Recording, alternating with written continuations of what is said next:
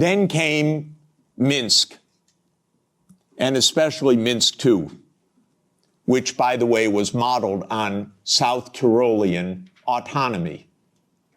And the Belgians could have related to Minsk II very well. It said there should be autonomy for the Russian-speaking regions in the east of Ukraine. It was supported unanimously by the UN Security Council. The United States and Ukraine decided it was not to be enforced. Germany and France, which were the guarantors of the Normandy process, let it go. And it was absolutely another direct American unipolar action with Europe, as usual, playing completely useless subsidiary role, even though it was a guarantor of the agreement. Trump won, raised the armaments. There were many thousands of deaths in the shelling by Ukraine in the Donbass. There was no Minsk II agreement. And then Biden came into office. And again, I know all these people. I used to be a member of the Democratic Party. I now am strictly sworn to be a member of no party,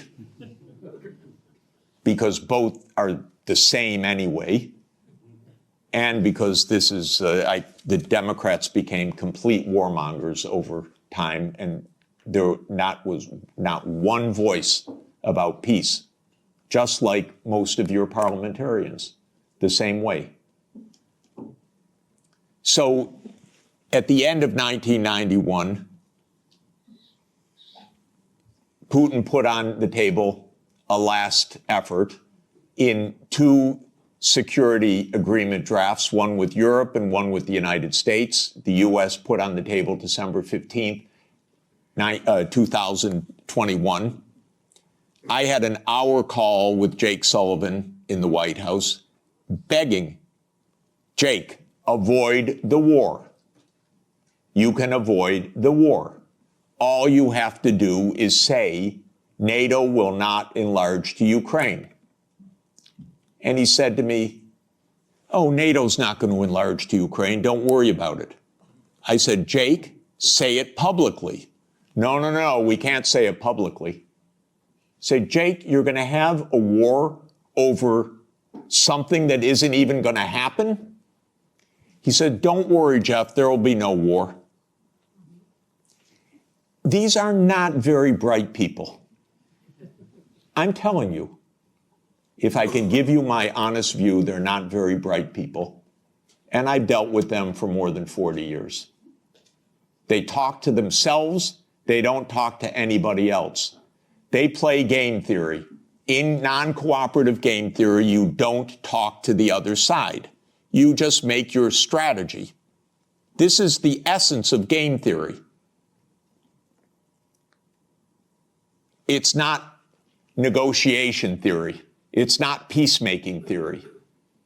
It is unilateral, non-cooperative theory, if you know formal game theory.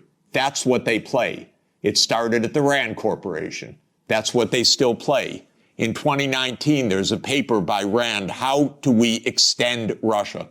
Do you know they wrote a paper, which Biden followed, How Do We Annoy Russia? That's literally the strategy. How do we annoy Russia? We're trying to provoke it, trying to make it break apart, maybe have regime change, maybe have unrest, maybe have economic crisis. That's what you call your ally. Are you kidding? So I had a long and frustrating phone call with Sullivan. I was standing out in the freezing cold. I happened to be trying to have a ski day. And there I was, Jake, don't have the war. Oh, there'll be no war, Jeff. We know a lot of what happened the next month, which is that they refused to negotiate. The stupidest idea of NATO is the so-called open door policy. Are you kidding? NATO reserves the right to go where it wants without any neighbor having any say whatsoever? Well, I tell the Mexicans and the Canadians, don't try it. You know, Trump may want to take over Canada. So Canada could say to China, why don't you build a military base in Ontario? I wouldn't advise it. And the United States would not say, well, it's an open door. That's their business. I mean, they can do what they want. That's not our business. But grown-ups in Europe repeat this. In Europe, in your commission, your high representative. This is nonsense stuff. This is not even baby geopolitics. This is just not thinking at all. So the war started. What was Putin's intention in the war? I can tell you what his intention was.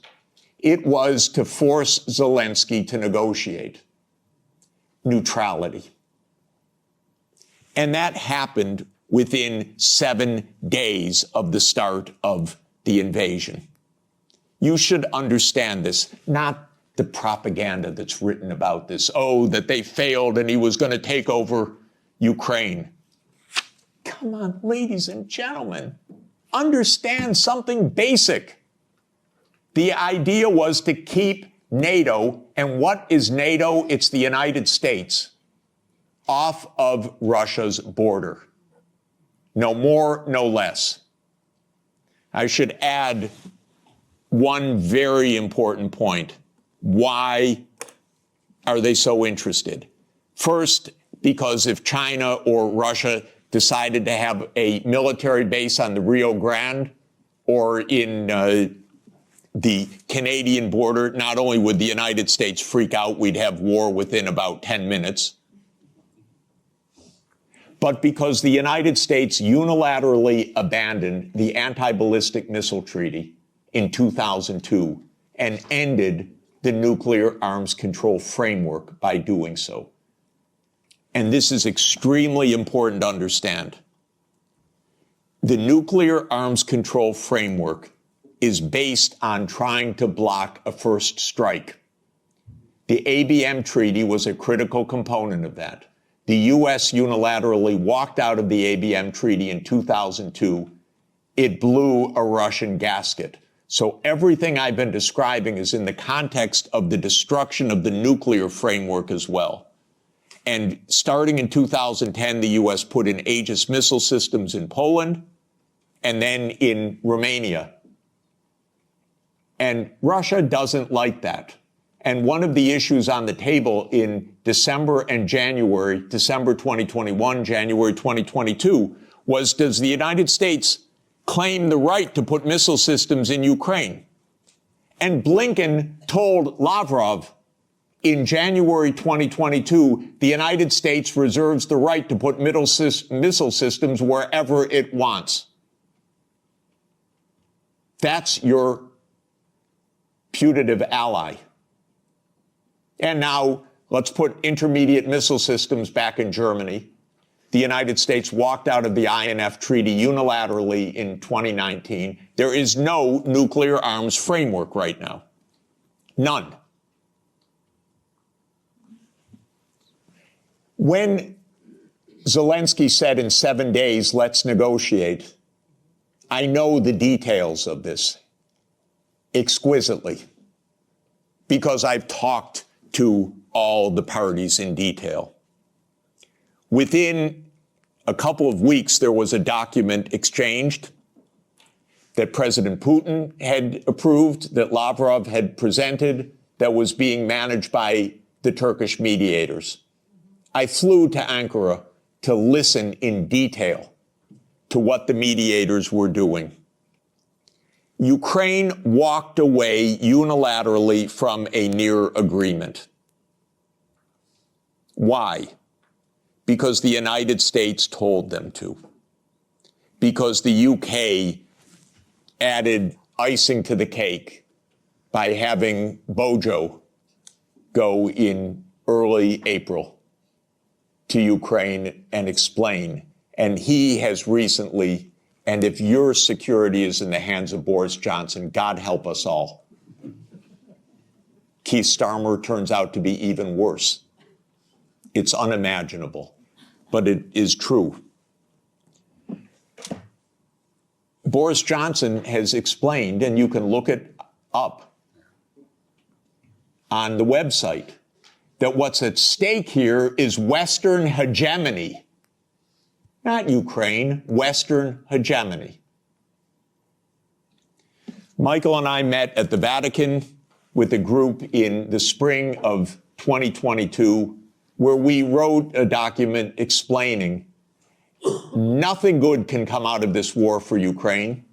Negotiate now, because anything that takes time will mean massive amounts of deaths, risk of nuclear escalation, and likely loss of the war. I want to change one word from what we wrote then. Nothing was wrong in that document. And since that document, since the U.S. talked the negotiators away from the table, about 1 million Ukrainians have died or been severely wounded. And the American senators, who are as nasty and cynical and corrupt as imaginable, say this is wonderful expenditure of our money because no Americans are dying. It's the pure proxy war. One of our senators nearby me, Blumenthal, says this out loud. Mitt Romney says this out loud. It's best money America can spend. No Americans are dying. It's unreal. Now, just to bring us up to yesterday, this failed. This project failed. The idea of the project was that Russia would fold its hand. The idea all along was Russia can't resist, as Zbigniew Brzezinski explained in 1997. The Americans thought we have the upper hand. We're going to win because we're going to bluff them. They're not really going to fight. They're not really going to mobilize. The nuclear option of cutting them out of SWIFT, that's going to do them in. The economic sanctions, that's going to do them in. The HIMARS, that's going to do them in. The ATACMS, the F-16s. Honestly, I've listened to this for 70 years. I've listened to it as semi-understanding, I'd say, for about 56 years. They speak nonsense every day. My country, my government. This is so familiar to me, completely familiar. I begged the Ukrainians, and I had a track record with the Ukrainians. I advised the Ukrainians. I'm not anti-Ukrainian, I'm pro-Ukrainian completely. I said, save your lives, save your sovereignty, save your territory, be neutral. Don't listen to the Americans. I repeated to them the famous adage of Henry Kissinger, that to be an enemy of the United States is dangerous, but to be a friend is fatal. Okay, so let me repeat that for Europe. To be an enemy of the United States is dangerous, but to be a friend is fatal.